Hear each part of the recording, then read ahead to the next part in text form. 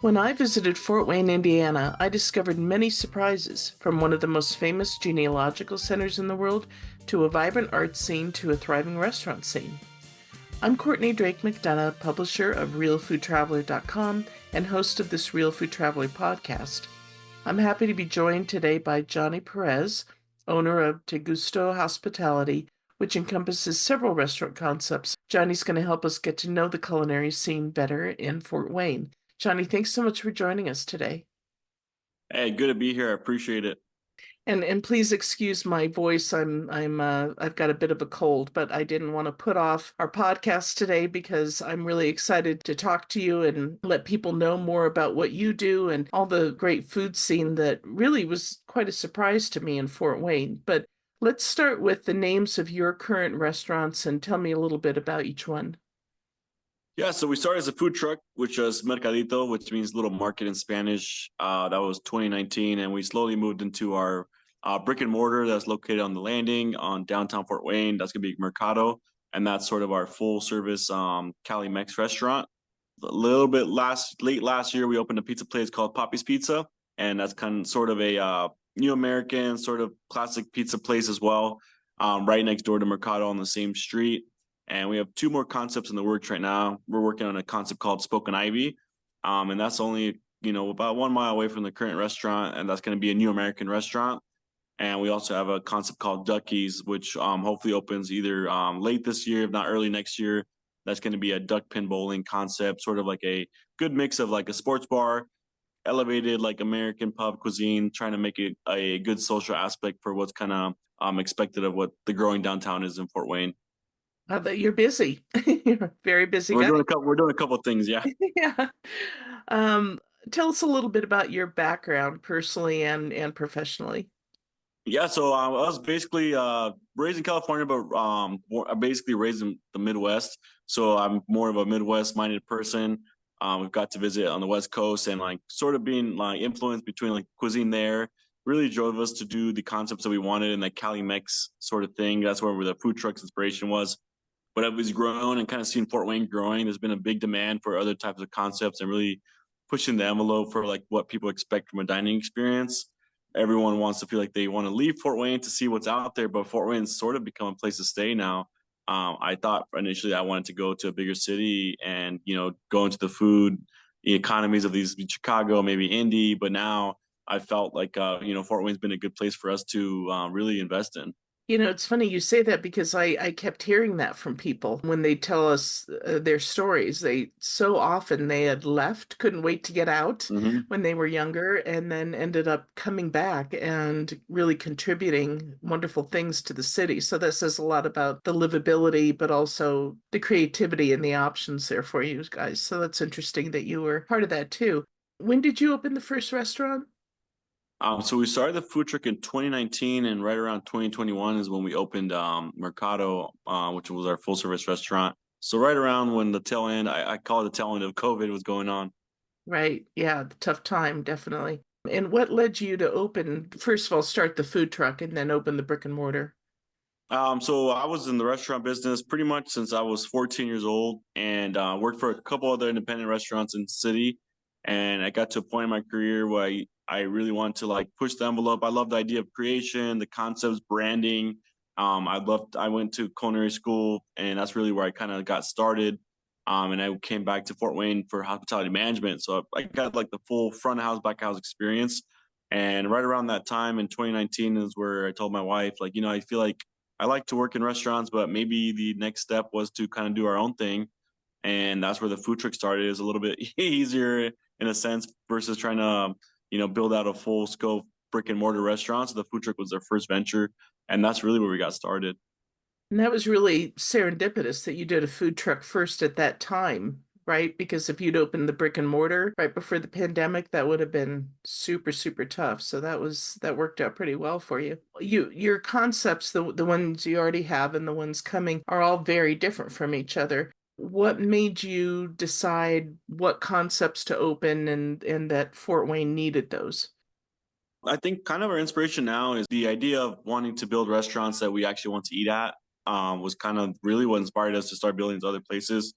Is that as we get to these bigger markets, sometimes they lose a little bit of a connection with the community and what's really happening there because they might have a bigger footprint, a little bit more density of tourism, right? And Fort Wayne, there is some tourism and there's some reasons to be there, but when you really realize that you depend on the local community, you want to build places that are built for that. And I think, I now that I have children, I have a couple kids, 2 years old, and I keep thinking like, you know, every family and different generations, grandma to your kids to your great grandkids, all want different places to enjoy a meal at, right? And how can we build concepts around that, especially with Fort Wayne being so family centric? And we want places that can be a date night, but still push the envelope in flavor and idea of place, but also be a place that your kids, can be a little bit loud at and not really feel ashamed of them being around, right? And I think that's really built our branding. I think is like places that you want to eat at and not just take pictures at. And obviously you must feel that you personally have the talent and the wherewithal to cover all those different kinds of concepts in addition to obviously I know you'll put together teams that you feel can carry that out. So in other words, you're not just a Mexican restaurant person and you're not just a new American restaurant person. So can you talk about sort of the breadth of your abilities to be able to cover all of those and feel like you're doing them well? Yeah, I think we put a lot of energy in being, we talk about like our company name, Te Gusto Hospitality, right? And Te Gusto in Spanish translates to you liked it, right? And you keep coming back to a place like, Te Gusto means like you like this, like either you like the food, you like the service. And a lot of times, I think a lot of people really push the envelope on like how can I push this cocktail or push this food program. But at the end of the day, good never goes out of style, and we always try to find ways to engineer better service options for our guests and be more accommodating and really follow up with our guests and be very intentional with our management training as far as like what adds value. And I think food trends, drink trends are usually short lived, but treating people the right way never goes out of style, right? And I think that's really what we're investing in right now, and we try to align our management team with that kind of philosophy, especially coming out of COVID, that really shook people up as far as like what works and what doesn't. I do think that COVID really sort of magnified some inefficiencies in restaurants at that moment.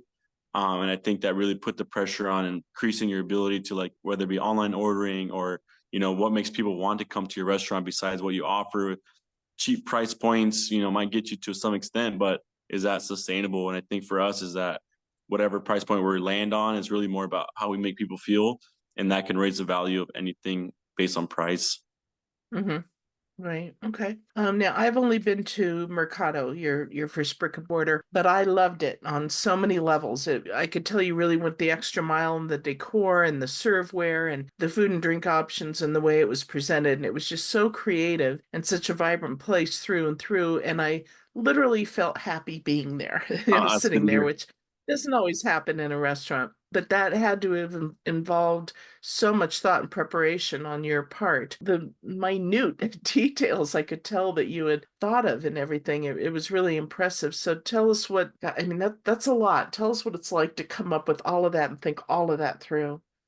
I guess from a culinary experience, that definitely was sort of a, West Coast minded person, in the Midwest hospitality sector, right?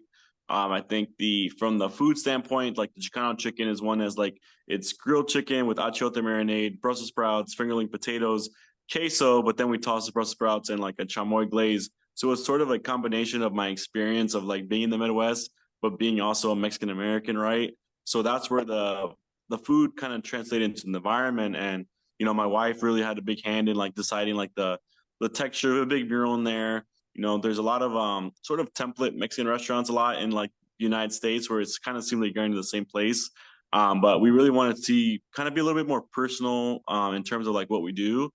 We want some things that are familiar, but my favorite word to use in our concepts is whimsical. Whimsical kind of for me means a little bit of something that's familiar, but just a little wisp of finesse to kind of really drive it home. We don't want to over engineer our concepts, but you feel like a sense of familiarity, but at some point, what makes this place different? And that's like that small touch of the connection with what really put us apart. And I think that comes from, like you said, the decor, the plate, the silverware, everything kind of comes together as a almost like a crescendo of like the combination of what we're looking to create that experience for. It might just be a taco, but I guarantee you've never had a taco in that environment in our city before.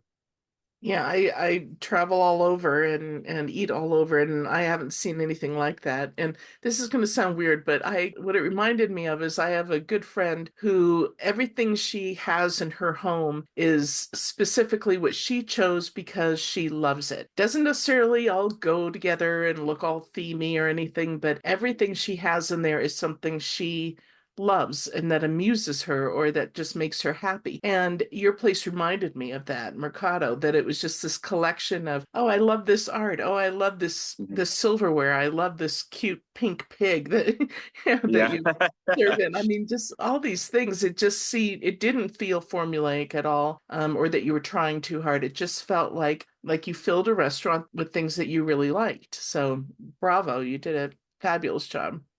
Yeah, I appreciate it. I'm not sure if you saw above the kitchen, we have like a Super Nintendo, some video Oh, no. games. We have like a little Ronald McDonald Um, character, and then we also had like a lot of SpongeBob SquarePants memorabilia.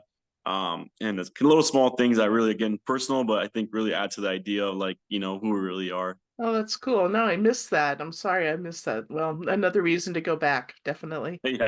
So you've got all these concepts now, you're working on them, you've got things coming, you're married, you're a dad. How are you gonna manage all of this stuff? Yeah, I think paper it seems like we have a good plan. We've had a good amount of I'd say participants and from like a management team that we've been able to the only reason we're choosing to grow is because there's people that want to grow. My wife and I wanted to maybe just do the food truck and we thought a brick and mortar would be in our plans, but it came up sooner than we thought. And now because Fort Wayne's such a there's a lot of momentum right now, and I think that there's enough people that want to grow in this industry, and by doing more concepts, all we can do is create opportunities for them. And I think that's really what's allowed us to feel like this is possible.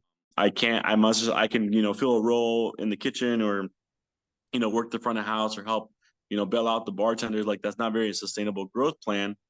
But I think as we see other people that feel like they really feel responsible for pushing our brands forward, that's what gives me the confidence to build, I guess.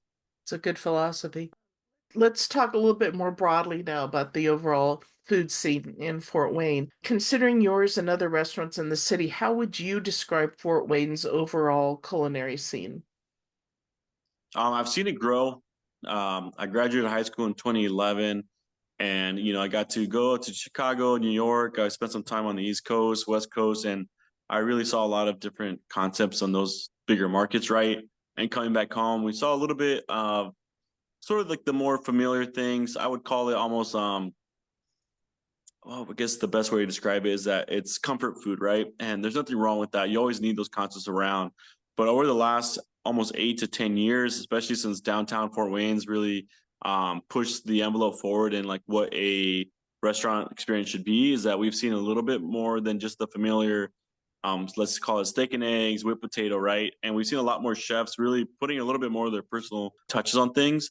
And I feel like Fort Wayne right now is in a I would say they're in the crossroads of these bigger markets, right? But I think we're really pushing the envelope as far as like what people should expect from the dining experience. You used to think that linen might be like on the table might be what creates value, but now we see a lot of chefs doing different flavors and whatnot, and it might just be in a repurposed building, right?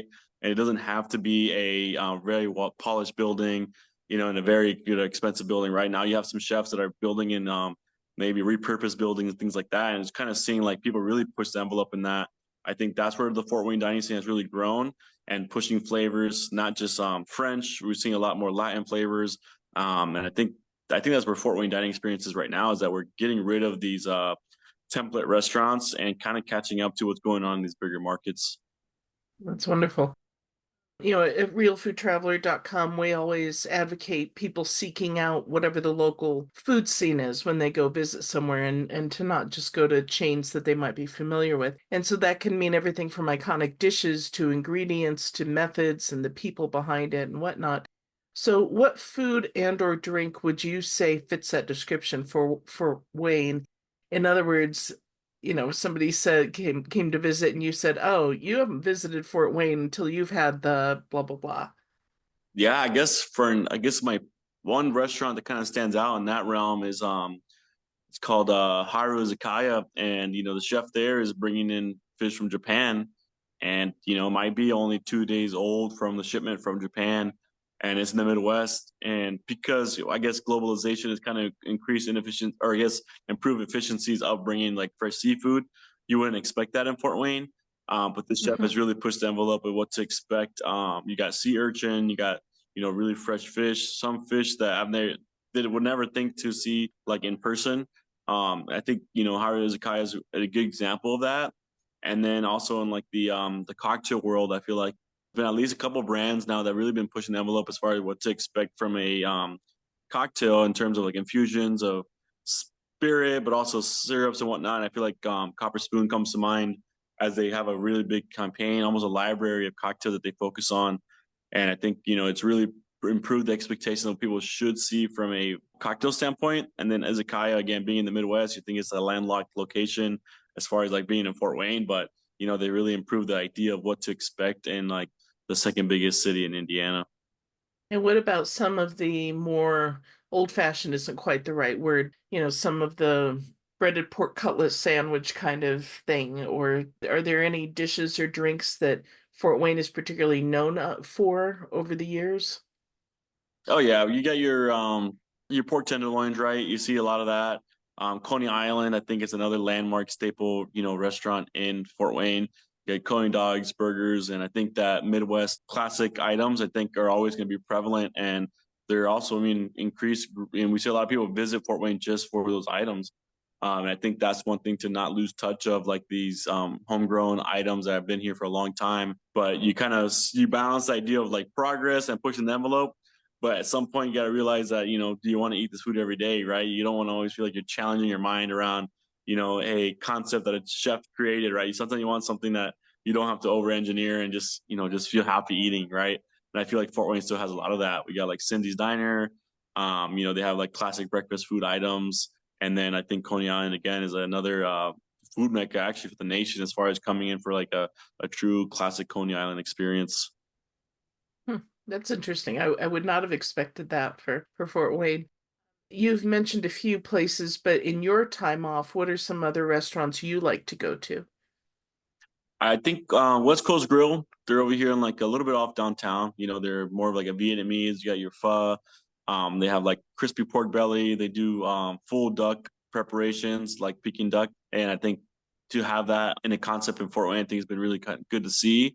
My wife and I also frequent Woo's. Woo's is sort of like, have like your lazy Susan rotating table. You can get pickled cucumber with chili garlic sauce, your soup dumplings, right? And it's more of an interactive experience. So we always go in there with a minimum of 6 to 8 people. That way we can make sure that we order enough variety to share amongst everyone. Yeah, honestly, I frequent the Haru Zakaya, Woo's a lot, and also West Coast Grill. All Asian concept actually, but I like the family aspect of those eating experiences. But that's honestly, truly where we find ourselves out on a regular basis.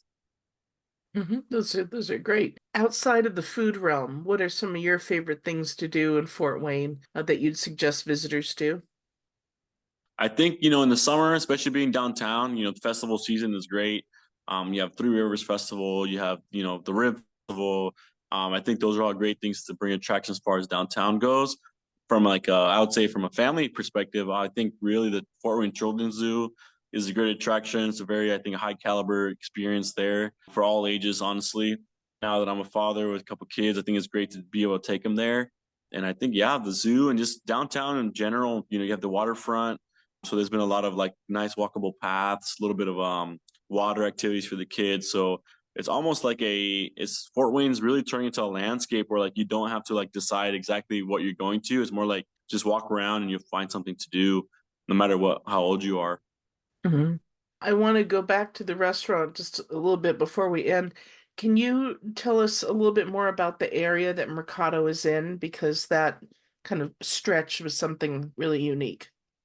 Yeah, so downtown Fort Wayne has been on this big growth plan over like the past 10 years. So we put a big I guess not really say big, but like they have our baseball park down there for the Tin Cap Stadium, and that kind of added the momentum into some of the development of where we're at now. So we're what's called the Landing, which is pretty much the oldest, I believe to be the oldest street in Fort Wayne, where like a lot of people would arrive in Fort Wayne, which that's where the name the Landing comes from.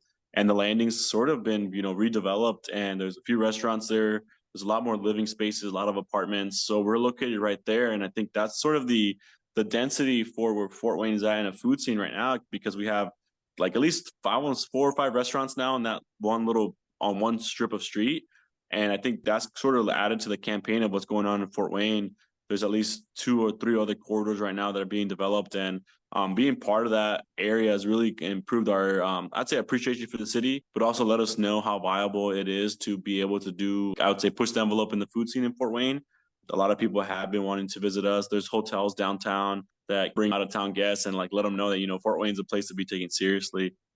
Yeah, for sure. And what I loved about the landing too was the murals. You have amazing, bold, big, bold murals down there that just really help augment it. And that's part of the whole downtown art walk that you guys have going on there. But there's so much to see there just at the landing.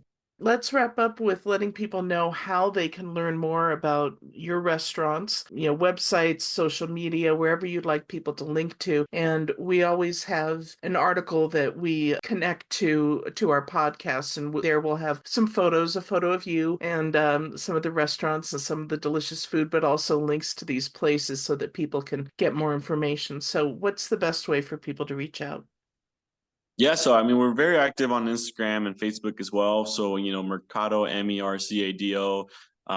Fort Wayne is probably our main brand, I guess, to follow. But with the De Gusto Hospitality, we actually visit other restaurants. We do a little bit of our own podcast as well, which, you'll find the link below.